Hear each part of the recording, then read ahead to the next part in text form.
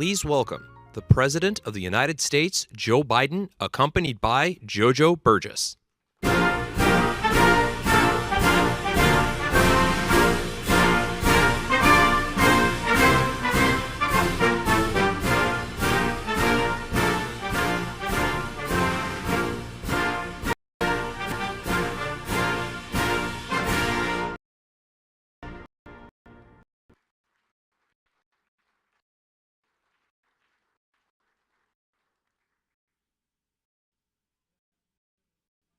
Jojo Burgess, and I'm a proud member of the United Steelworkers Local Team 57. I've worked at U.S. Steel for 3 years, not a declared plant, but I have over 23 years union experience with steelworkers. Also, the son of two former steelworkers, and up to announce also that my son is a third-generation steelworker working in the Pittsburgh area. I can't tell you how excited and honored I am to be part of this event that highlights manufacturing in this Pittsburgh area. But the entire Pennsylvania benefits from this. A big part of my job at U.S. Steel is to work on coke batteries, which is a vital process involved in this process. I'm glad that I'm able to go and say to the leadership of President Biden, to those new that not only say for today, but he's investing in your jobs in the future.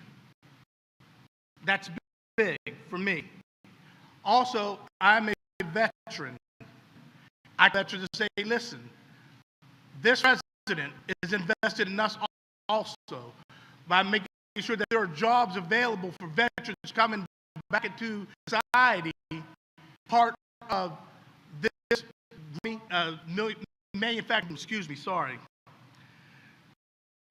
So I'm beyond grateful to President Biden's leadership in getting the Investment Jobs Act passed. It was long overdue, and this manufacturing is going to benefit from it. And thank you, Mr. President. The bill makes industries line and steel very important against the country. I have to talk about this Pittsburgh region because, again, I said I have 23 years experience in manufacturing in this region. I'm going to pause a second. The others talk about the infrastructure and what happened in the city of Pittsburgh. My thoughts and prayers with all the people that were affected by that. After the Pittsburgh region benefit from this act for several reasons. At my experience down at U.S. Steel, everyone here Steel, one thing that they do is part of the infrastructure comes out of our Edgar Thomson plant that's there, thinking of roads and helping to help the infrastructure in commerce and getting trucks across this country. When we do work supply, that's no lie. Just right here in southwestern Pennsylvania, I can think about the different local and different people that I've worked with, come in contact with. Pittsburgh, where we do our pots of world-renowned metals. At a place called International Paper, we box the stuff on the country for people to be able to move their goods. For years, Pennsylvania Transformer. They make power transformers that put the infrastructure of electricity to this country. We appreciate all that this leadership has done to bring manufacturing back to this area. Now, it is my utmost privilege to introduce a man who has made a point for unions and for a generation to come, President Joe Biden. Please sit down. Please sit down. Jojo, thank you very much. You know, I can picture him as a sergeant barking out orders, can't you? When my son Bo, field grade officer, he said, Dad, I have no illusions. I know who runs the Army. Sergeants, they're the officers. Well, hello, Pittsburgh. It's good to be back. It really is going to be. Before I begin, just talk a little bit about what we all just saw, many of us saw this morning. A bridge more than 50 years old, I think it was 150 years, it says 50 years old, but I thought it was older. Pittsburgh. It had been in poor condition for the past 10 years. But you all know, if you don't, you should know, there are another 3,300 bridges here in Pennsylvania, some of which are just as old and just as decrepit condition as that bridge was. Here in Pittsburgh, the city of bridges. I've been coming to Pittsburgh a long time. I'm a Pennsylvania kid. I was born and raised the first part of my life in Pennsylvania, and I've been to Pittsburgh a lot. But all these years, I never knew Pittsburgh, Pennsylvania, had bridges in any other city in the world. Yo! But across the country, there are 45,000 bridges in poor condition. It's just simply unacceptable. That's why your governor and members of Congress have been saying for years, we have to do something about this. I've talked about it every time I've come to Pittsburgh. We finally got it done. Bipartisan infrastructure law, including the largest investment in our nation since the Eisenhower put together the interstate highway system. And I might add, this is the first time in the country's history that we dedicated national repair and upgrade bridges. It's about time. The governor can tell national projects real. Here in Pennsylvania, that means at least $1.6 billion for bridges alone. $327 million in 2022 alone just to repair bridges.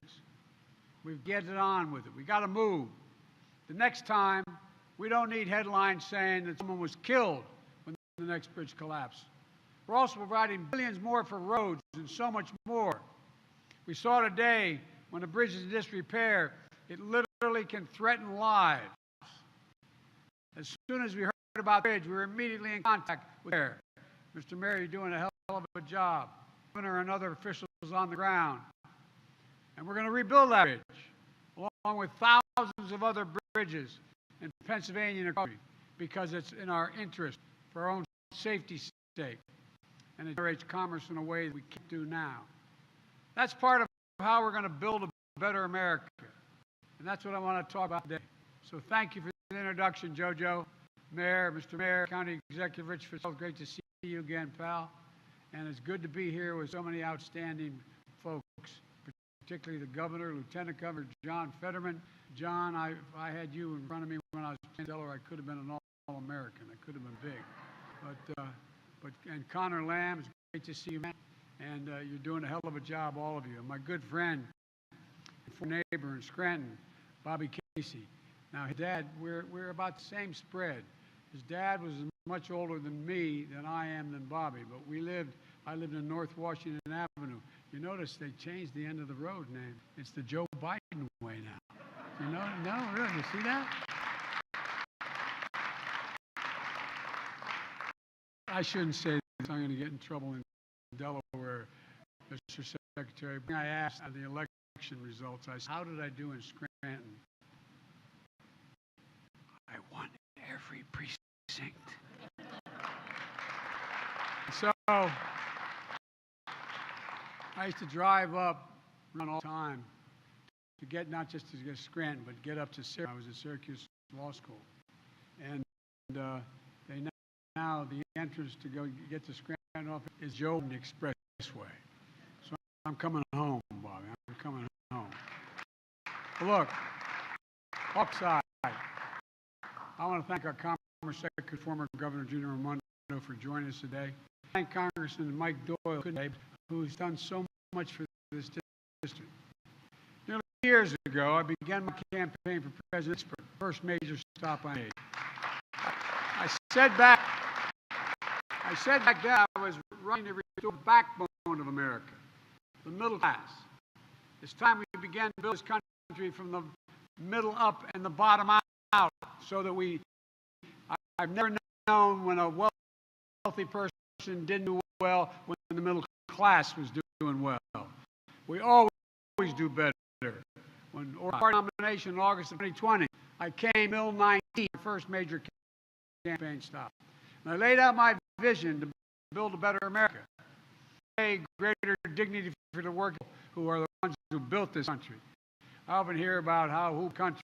Guess what? Middle class built this country, and unions built the middle class. And folks, making it in America with American manufacturing and easing the financial burdens on millions, that's the same vision I laid out once again when I was here in Pittsburgh, when I'm the first made after I wanted to come back to Pittsburgh. This is my third time here in this facility. Take stock of what we accomplished together and look forward to the extra opportunities ahead for Pittsburgh and America if we continue to do our. From day one, every action I've taken to rebuild the economy had it by principle. Make it in America, like we used to. No one knows that better than all the folks here in Pittsburgh. That's why it matters so much. Making it in America is what built the Steel City. National democracy during World War II. Pennsylvania generated as much steel as Germany, Japan, and Italy combined right here in the city of Pittsburgh. This is the consequence when we ignore bone and fail to invest in ourselves, fail to invest in our people. So you have been around long enough to remember how this city lost 100,000 steel jobs between 1980 and 1990. I was raised when I moved from Scranton. My dad, we moved to Claymont, Delaware. Used to be an outfit called Worth Steel. For over 6,000 steel. The town was a company town. There's not a steel worker there now. By the 1980s, more than 3/4 of Pittsburgh's steel capacity had been shuttered. You or your parents remember what you felt like in the neighborhood. It didn't feel good. The painful ripple effect it had. Jobs lost, families ripped apart. So you know, that to build a truly strong economy, we need a future that's made in America. That means products, materials built right here in the United States of America. It means bringing manufacturing jobs back, building the supply chains here at home, not outsourcing abroad so we have better jobs and lower prices here. It means betting on America's workers. And it takes the federal government that doesn't just buy America, but actually takes that. That's the approach I've taken from day one. And now we're beginning to see the results. We learned this week after my first year that the United States had the fastest economic growth in nearly 4 decades, along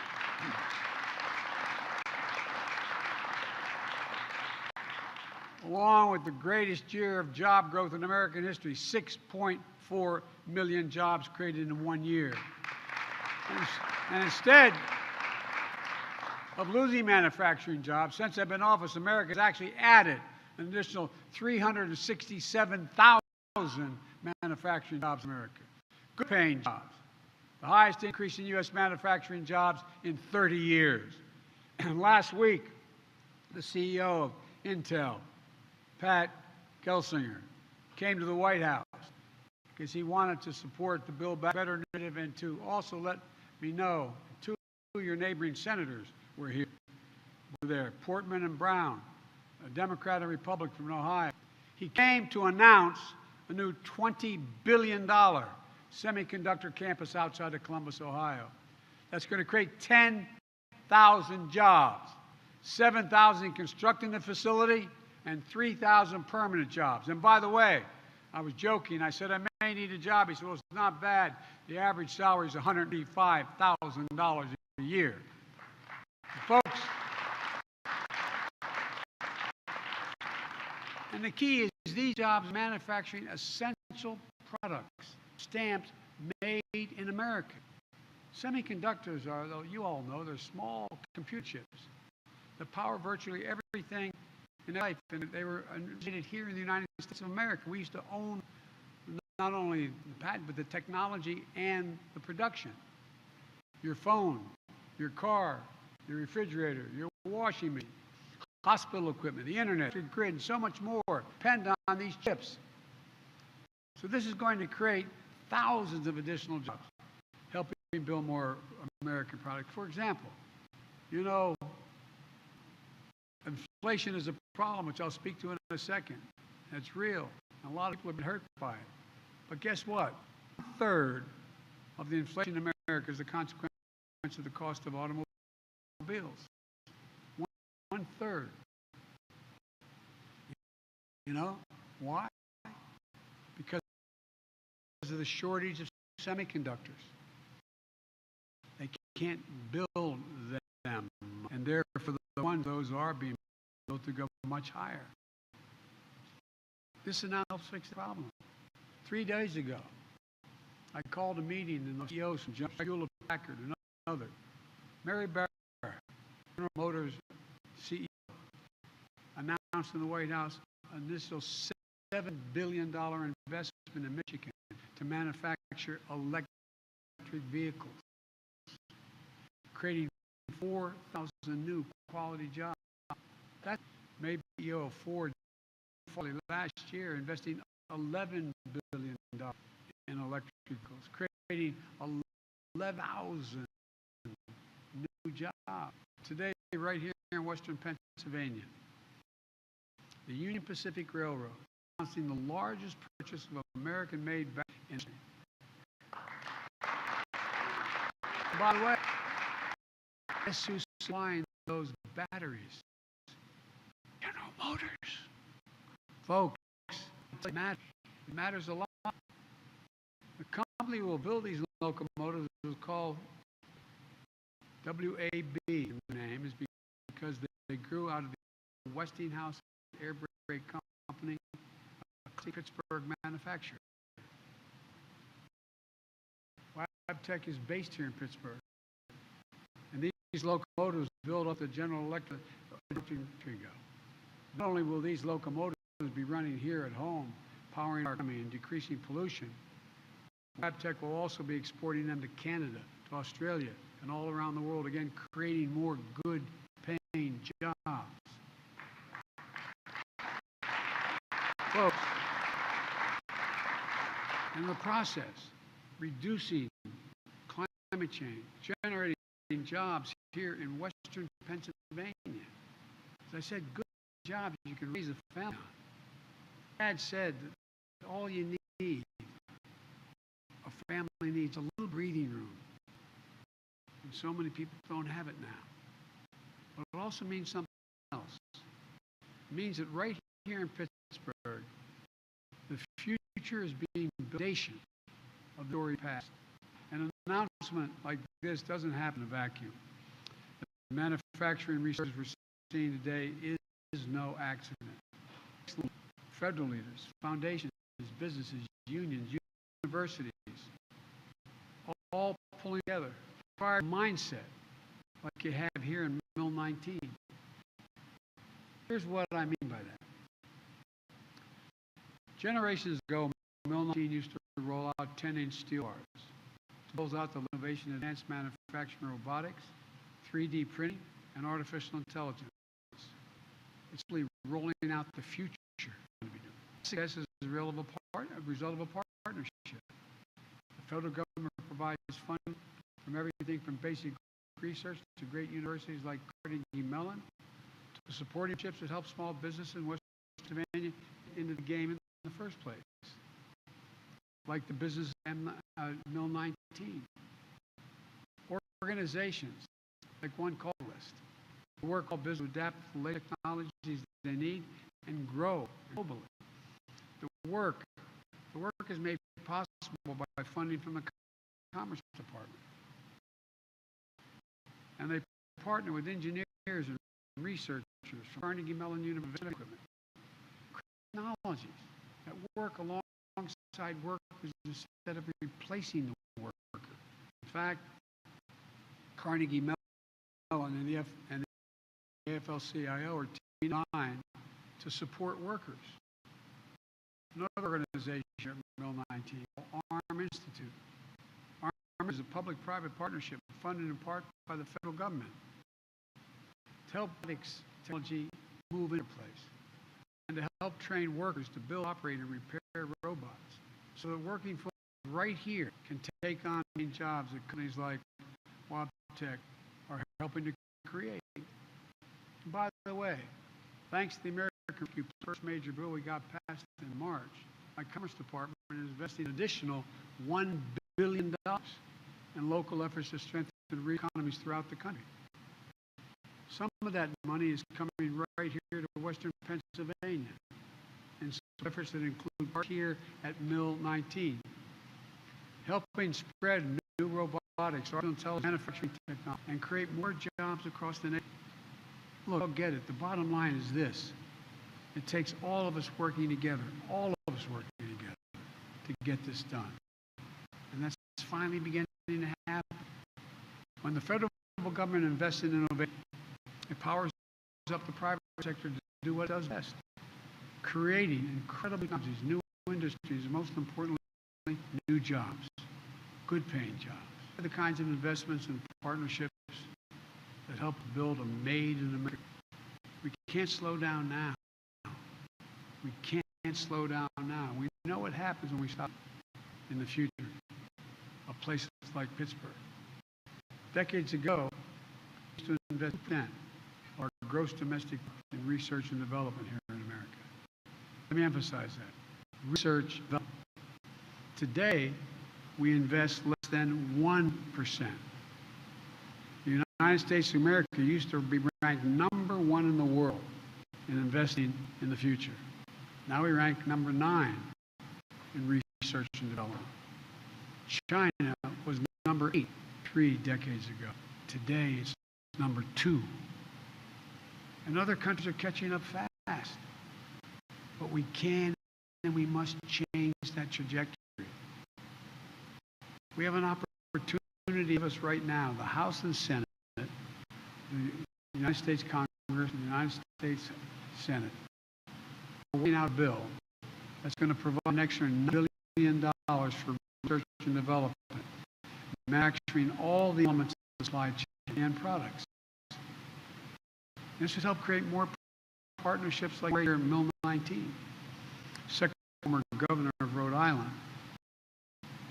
helping to lead this effort. He knows what it takes.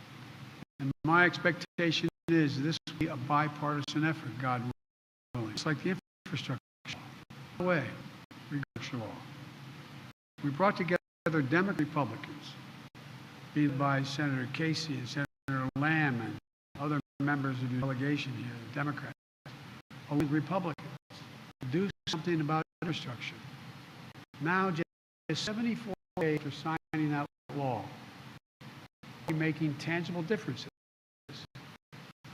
for highways, ports, airports, rail, high-speed internet, clean air, clean water. That includes $1 billion over the next 5 years for Pennsylvania to repair its bridges.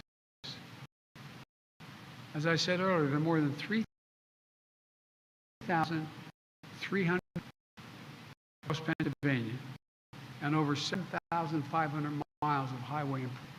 It also means jobs, between lead water pipes, 10 million homes, and in 400,000 school care centers can drink clean water, not lead-based. Jobs providing the labor and infrastructure, making high-speed internet affordable and available everywhere in America, cities, suburban, rural areas, so nobody's left behind. Nobody's left behind. You know, you can pause for a second if you think about it. How many times during the period when COVID was so bad, it's still not good for getting there. When COVID was so bad and schools were closed, you'd ride by McDonald's and see a family sitting in the parking lot. So they did his computer, her computer, out of the McDonald's or any food restaurant. This is the United States of America, for God's sake. What are we doing? We've announced major investment of $500 to modernize the Montgomery Lock in northwest of Pittsburgh.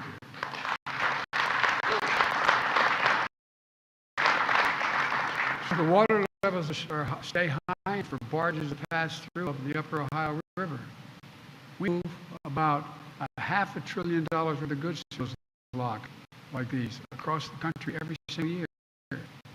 When they're not working, it creates choke points.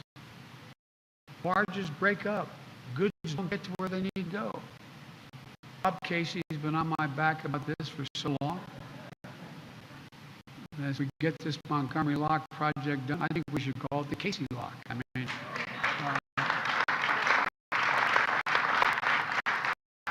Bobby, I didn't know anybody in Scranton knew what the hell a lock was, you know what I mean? But all kidding aside, it's going to happen. It's going to happen. I've also announced, after consulting with my friend Cecil Roberts of the United Mine Workers, a plan to cap and plug orphan gas wells and oil wells, spewing methane into the air. Over 100,000 of them. Clean up abandoned mines. I come from coal country, Scranton. Thousands of these wells help generate economic growth here in Pennsylvania. But now it's time to create good paying union jobs capping those wells. They're abandoned. They get the same salary as those who dug them in the first place. Look, this law also delivers $7.5 billion to build a network of electric vehicle charging stations. A good friend of mine, Lonnie Stevenson, the president of the IEW, they're going to have a good time, man. Over 100,000 these charging stations on our highways. And by the way, when you build these stations, what happens is when you build a gas station on a highway, other things grow up around it. You're going to see communities grow as a consequence, making us more globally competitive in the future electric vehicles while helping fight climate change. And folks, here in Pennsylvania, you all know best the cost of inaction when it comes to climate. Extreme weather cost this state $10 billion last decade. $10 billion. You all remember last fall when Hurricane Ida made landfall, and he's running my operation now in the form of Louisiana when it hit Louisiana. Winds hit 178 miles an hour. And guess what happened here? It flooded businesses in Oakdale and homes in Millvale. Nationally last year, extreme weather cost us $145 billion. That's what it costs the American public. And extreme weather is not going to ease up on its own. We have to be ready. That's why we're investing in our resilience, building roads higher when we rebuild them, our levees stronger, our power grid more durable so they don't get blown down and cause massive wildfires. To withstand the increasing ferocity of extreme weather. You know, I went all over the country last year visiting these sites, flying over vast stretches of land in West, in Oregon, Washington, and Idaho, looking down from that helicopter and seeing nothing but barren land. You know, more timber, more housing, more businesses burned to the ground last year in the United States than the entire physical size of the state of Jersey, from New York State line down to the Delaware Bay. It's burned to the ground this last year. All of these investments in making it American, and research and development infrastructure are really about one thing: empowering more cities and more towns. Do what you do right here in Pittsburgh, transforming yourself from being told you're a city of the kids are going to have with this 10 years from now here in Pittsburgh. It's a fact. We're the Allegheny River. And now talk about not Steel Road, we're going to talk about Robotics Road. 3-mile run with some of the world's most innovative businesses. A place where the future is being written, where families can have good paychecks, good homes, a future, and a little bit of breathing room. The story we have kept writing here in Pittsburgh, you keep writing in communities all across the country, is the one you've begun. But we can't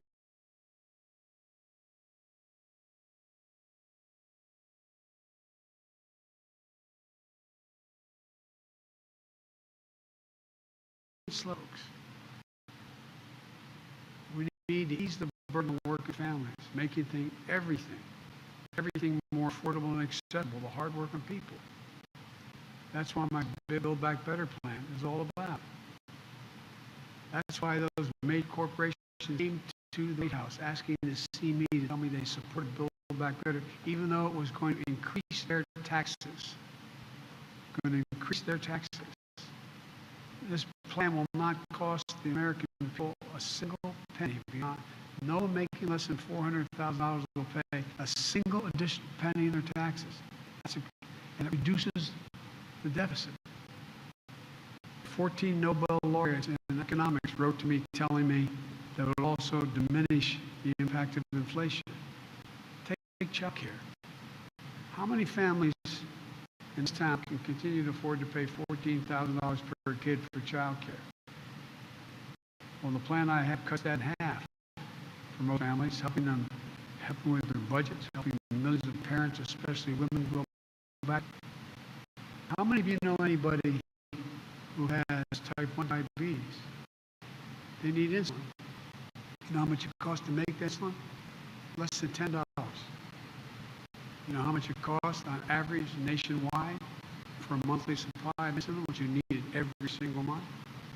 $656, as high as $1,000.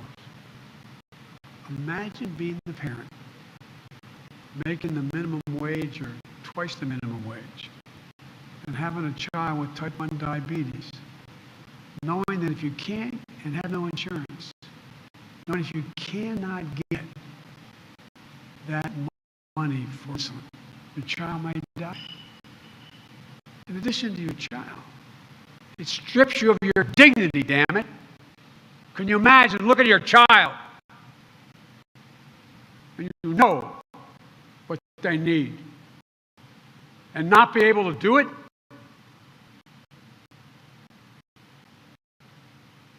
Many of you have lost children. Many of you have seen. Imagine. It's outrageous. And we have an answer.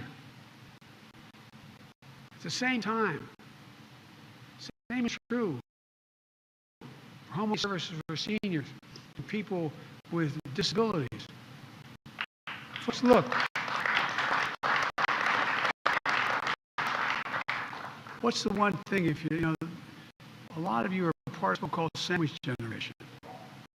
You have a child, but you need to get daycare so you can go out and work, as well as you got a mom or dad who's elderly and living at home, and they don't want to move out of their house.